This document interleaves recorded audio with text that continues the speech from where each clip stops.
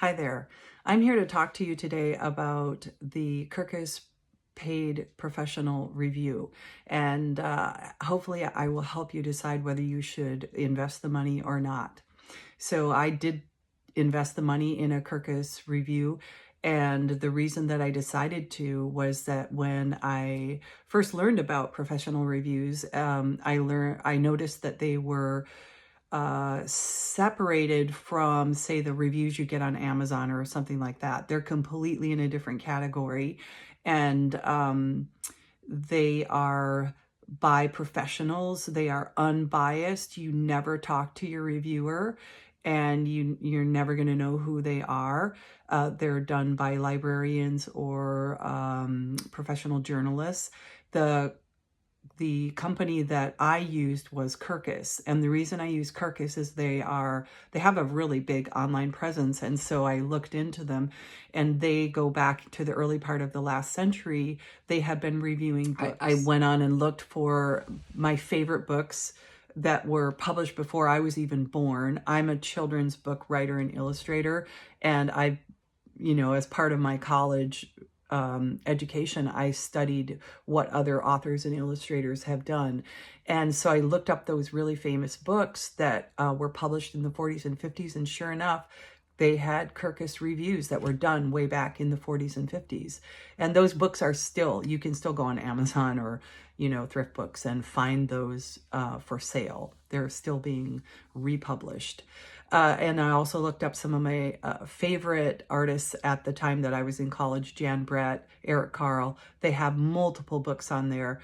Not all their reviews are stellar, but they did publish their reviews, and a few of them got stars. A Kirkus Star is a little bit heightened accolade that they give for books that they think are really exceptional.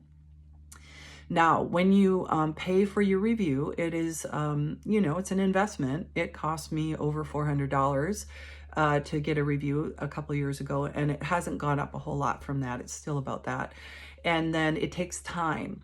So they had my book for at least 6 weeks before I got my review back.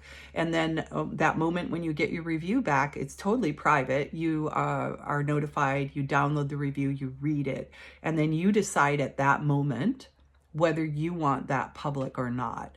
Because just because you paid for a professional review, in the case of Kirkus, doesn't mean that it's going to go public. You have to make that choice. So you decide whether it's a good review or a bad review. If it's not a good review, if it's something you don't want to share, you don't want people to read about your book, you can bury it. You're the only one who will ever see it. No one else will ever will. If you think it's a positive review, then you can publish it, and you can use excerpts based on their rules. You can put an excerpt of the review or the whole review on your back of your book cover, or whatever promotional materials you do, you can use that review. And so my experience with it personally was that I downloaded the review, I read it, and I went, oh, is this a good review? I'm not sure. And looking back on it, it's like, oh my gosh, Maggie, you were just so overly sensitive about your book. It was like my baby. And if you weren't going to fall in love with my book, then maybe it's a bad review.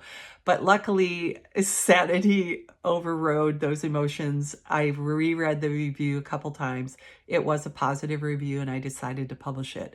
Well, you don't find out until you publish it that it might get a star, which is that special accolade that is a real honor. And I feel very lucky that my book did get a star. It's a self-published book. I needed that credibility, not necessarily of the star, just of getting a good review from Kirkus. It really lends credibility. Well, thanks for listening to this. And if you find that your experience was different than mine and you want to share it, please let me know in the comments. And if this is helpful for you to decide whether you should invest in the review or not, give me a thumbs up. Let me know. Let me know how it goes. I want to hear. Anyway, thanks a lot, and I'll see you on the next one.